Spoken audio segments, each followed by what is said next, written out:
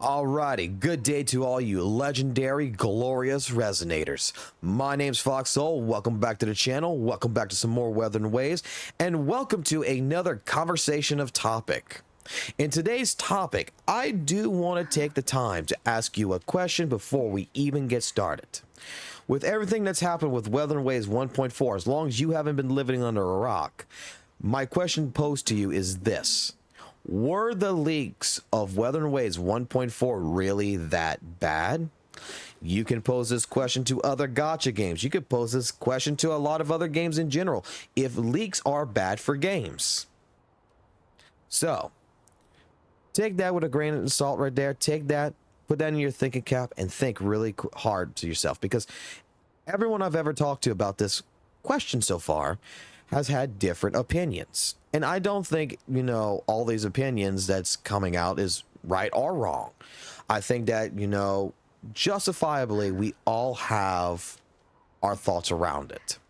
And I want to discuss it. And I want to hear you guys in the comments section below writing down exactly what your thoughts about, if the leaks are bad or not. And I want to see what you guys have to say. So, with all that being stated and all that done, without further ado, let's get into the conversation.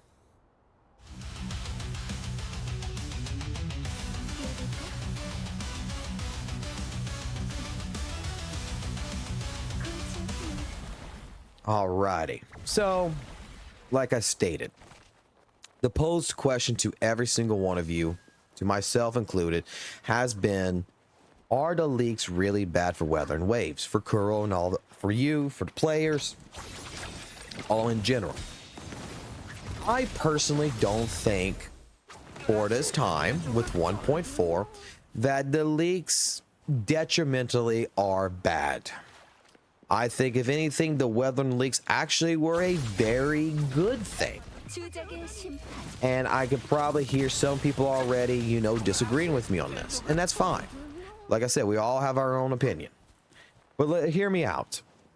When it comes down to Wuthering Waves and it comes down to the question of these leaks, 1.4, I've seen for the first time in a while, a bunch of people that I know of that had originally gave up on Wuthering Waves, because of ZZZ and other components. They're more invested in Genshin and other games, that has dropped what they were doing in basically their current gachas and has now come back to Wuthering Waves and started their grinding phase to actually build up and get ready for Camellia. This is a Discord that I'm in. I'm not going to say where it is or anything like that, but it's with a bunch of people who spend a good bit of money on to gachas. Let's maybe put it that way. It's a good bit of people who spend not just like $100 like me or $200. They'll spend close to like $500 to over $1,000 in general just for this. And these guys, these gals have seen the Camellia leaks, and it was the biggest thing to watch, the entire Discord pretty much light up, and so many people absolutely fucking excited.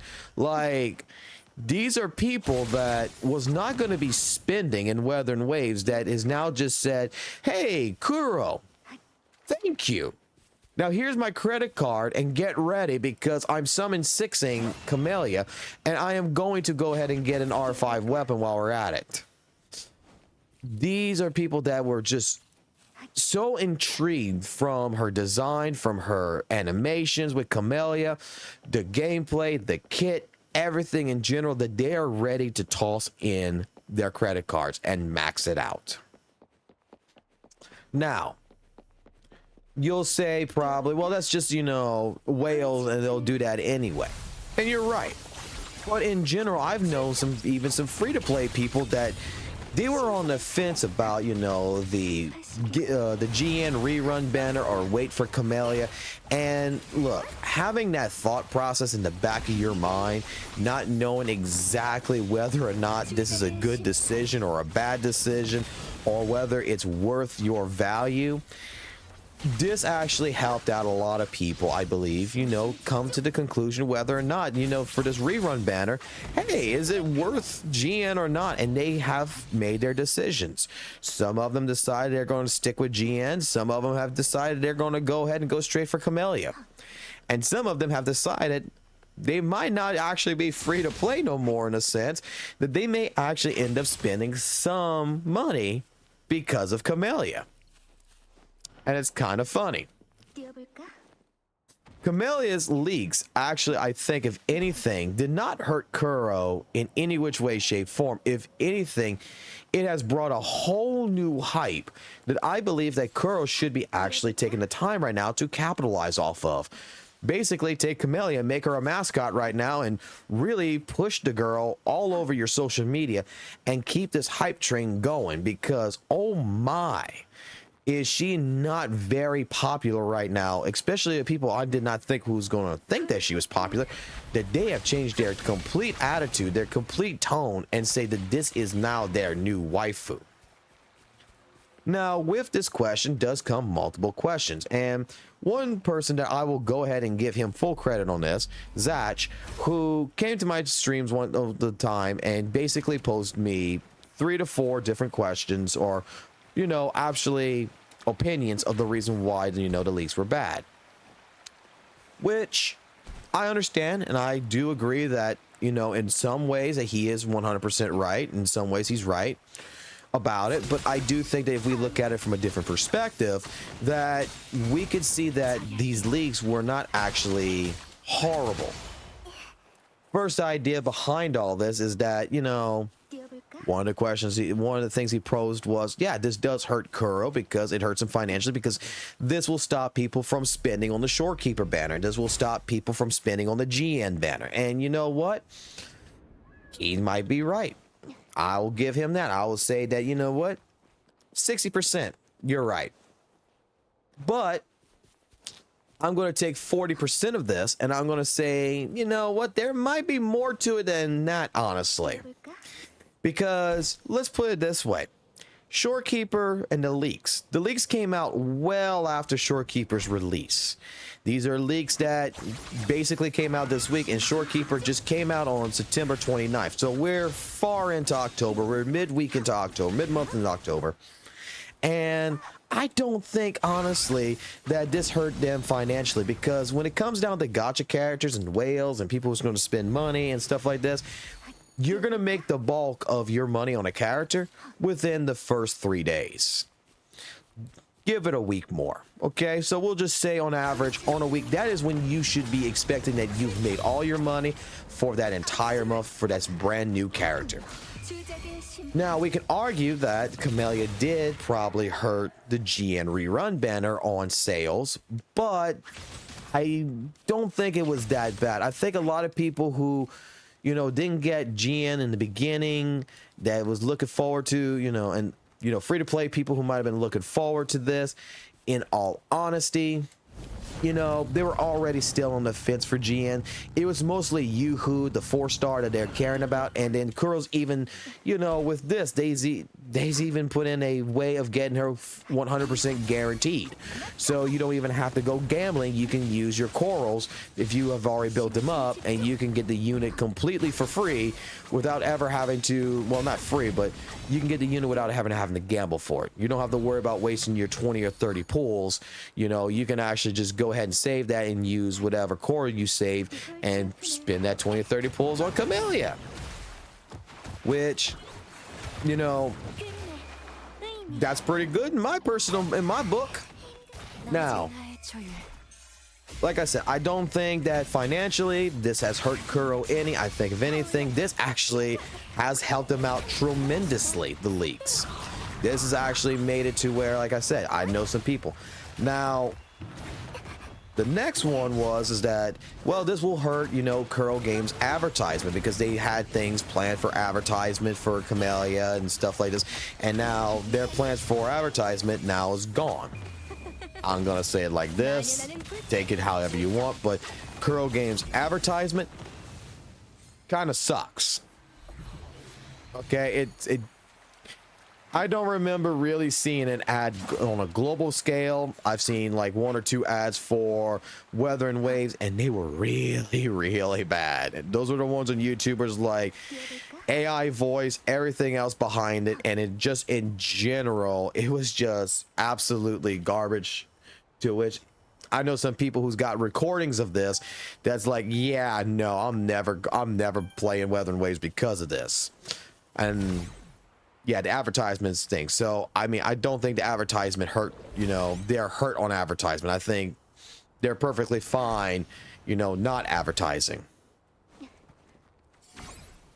With that also being stated, you know, that's another thing. Like I stated, I just don't think that, you know, Kuro Game has a strong advertisement team anyway. So I don't think this hurts them in the department of advertisement. The last one was, and I completely disagree with this one, but maybe you guys have a different opinion, but it's going to kill the hype for Camellia over the long run. Meaning that, like, right now, everybody's so excited for Camellia, but by the time 1.4 comes out, Camellia, no one's going to have that hype. To me, I see only maybe a 5% chance of that even happening. But this is where, again, Kuro Games could be, you know, really GOAT here and just, you know, go ahead and take from the leagues and use this as a true opportunity to push Camellia even harder if that would be something that they were really worried about. But I don't think the hype is dying down. I think, like I said, I think the hype is even hyper than it was originally when we first saw the drip marketing, right? And this is why I'm posing this question. To me, these leaks actually, if anything, has brought in more life, more conversation, more questions, and in general has just made Kuro Games look like they're a god at creating characters. Because, oh my gosh, if you have not seen the leaks, take my word for it, but Camellia and Lumi are 2 characters that legitimately, animation-wise, are beautiful as hell. Okay? I'll say it like this. To better give you a perspective on this. Lumi is a 4-star unit, right? Who actually looks like she's a 5-star character in terms of her animations, in terms of her movement and her attacks from everything we've seen gameplay-wise. And with that being stated right there, I mean, that just shows to show you, if Kuro Games can take a 4-star unit and turn it into looking like a 5-star unit, making basically you just took a cupcake and made it look like a full-blown cake. Oh my God. So again, I'm gonna go ahead and let you guys be with this. I like to get your comments though, and that's why I'm gonna say this again. If you don't mind, please, by all means, leave your comments down in the comment section below. Do you think the leaks were bad? Do you think the leaks were good? Do you think that right now, like, if you are a person that saw the leaks, for example, are you grinding for Camellia? Did it sell you on Camellia? Did it not sell you on Camellia? Is your hype gone? To me, like, I'm going to put it like this. I think that, you know, leaking out character kits, leaking out character animations, fine. But when it comes down to anything more like, you know, WutheringWaves story or, you know, things in WutheringWaves, like events and such that be leaked, I think that's a no-no. I think that part is actually kind of poopy. That's the kind of stuff that we do want to be, you know, surprised on. But when it comes down to just in general talking about the characters and getting ideas around them, I think that's perfectly fine personally. But I want to hear from you guys. I want to know what you think. Leave those comments down below. If you like the video, consider giving the video a like. If you like the content like this, consider giving the channel a quick subscribe and come check us out on our daily live streams and ask any questions. Whether we're playing a different game that's not even WutheringWaves, come ask. Come talk about WutheringWaves. Don't care. We like to make this little community ourselves here, a place where if you feel like you're an outsider everywhere else, that this community is a place for you to where you can be free, you can be judgment free, and at the end of the day, we can all be together and we can all be friends. So I'll go ahead and leave it there with you guys. Remember, keep it classy, keep it jazzy, and always keep it real. And I'll catch you on the flip side. Peace.